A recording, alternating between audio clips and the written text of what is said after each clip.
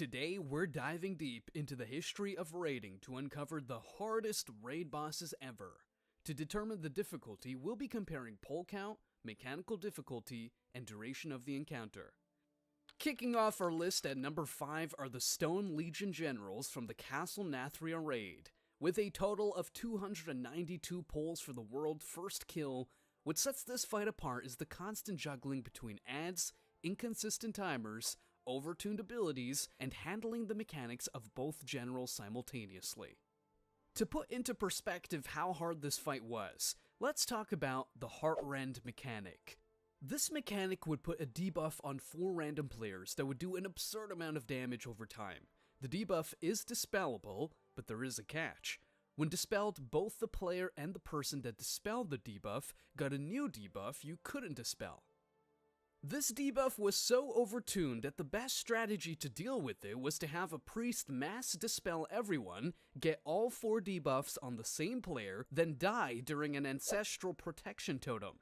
Not only that, but in the intermission phase, when you need to kill adds at precise timings, the boss is still active, and the only way to progress the fight was to have your tank run around the boss, outranging the tank mechanic to avoid dying while also keeping the boss far enough so Heartrend wouldn't hit anyone in the raid. This was later nerfed so you couldn't cheese the mechanics like this, but the people dispelling Heartrend no longer got a debuff.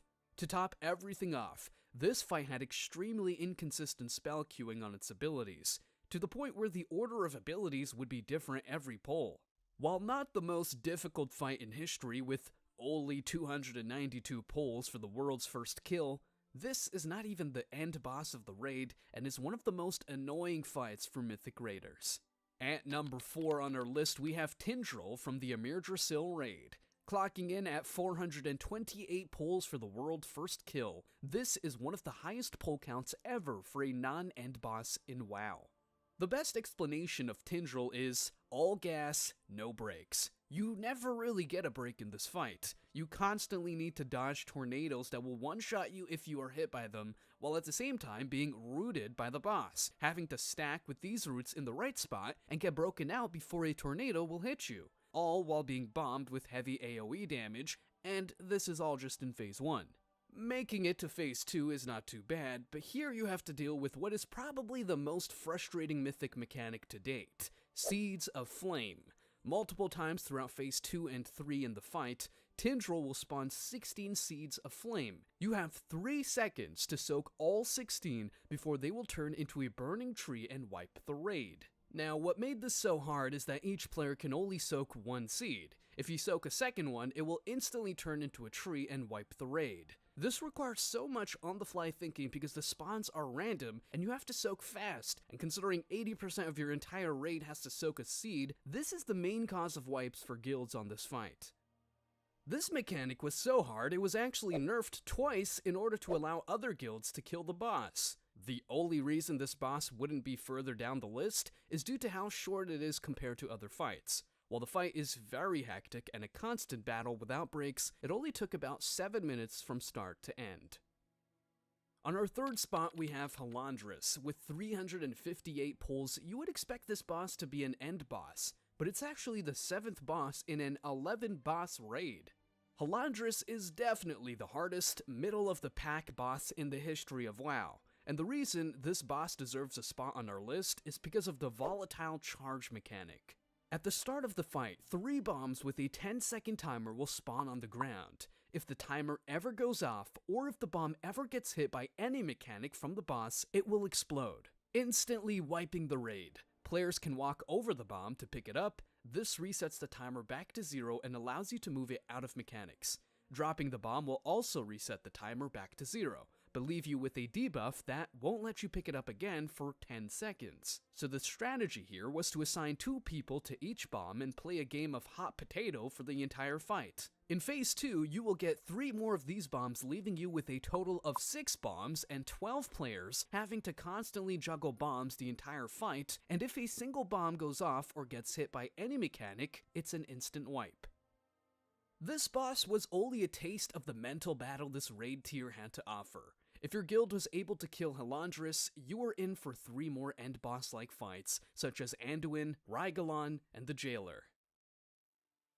Our number 2 spot on this list is Unat from the Crucible of Storms raid. Crucible of Storms only had 2 bosses and was a mid-tier raid. It served as a filler raid between the 2nd and 3rd major raid tiers in BFA. Unat required a total of 725 pulls for the world first kill, the highest number on this tier and possibly the highest in history for first kills. Usually when a new raid comes out, it's with a new patch as well. This means new gear, upgrades, new systems, new tier sets, etc.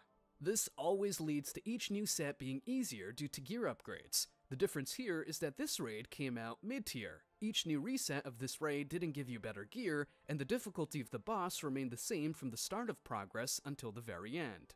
Let's not forget this boss was also extremely difficult mechanically.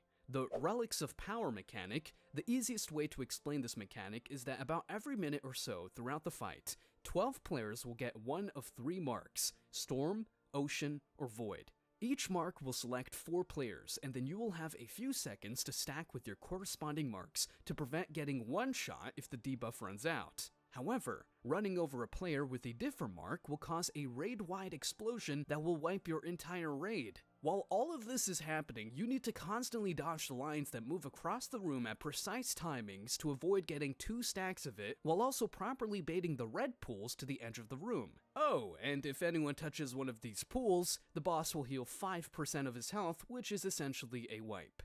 The lines that move across the room did so much damage, some guilds decided to stack a bunch of warlocks so they could demonic teleport the lines to make healing easier. Warlocks would also benefit a lot from having adds on the fight. Since you didn't care about killing adds fast on this fight, Warlocks would just put their Curse of Agony to generate more resources, giving them more boss damage. There is no specific one mechanic that's really hard to deal with, but a lot of mechanics where every single mistake made over the 11-minute encounter lead to an instant wipe. Finally, at number 1 we have Kill Jaden from the Tomb of Sargeras raid. With a total of 653 pulls for the world first kill of this end boss, we are certainly in for a number of reasons as to why this fight deserves the number 1 spot on our list.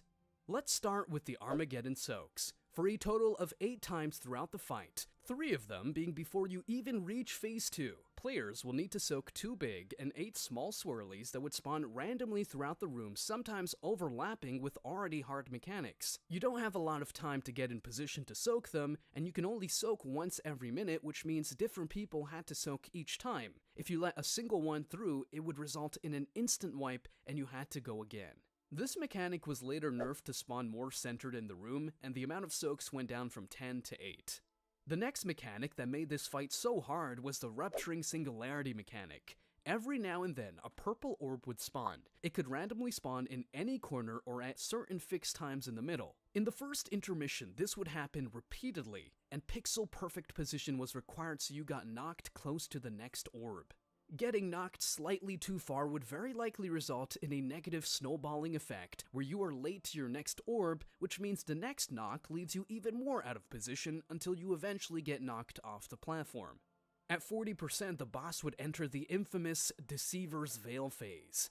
In this phase, you can't see anything. Adds will spawn in a perimeter around the boss, and you will have to kill all of them to exit the phase. What makes it so hard, though, is the fact that you need to find Illidan, which then gives you a buff that lets you attack the adds. The adds, however, are very spread, so doing efficient AoE damage is very hard.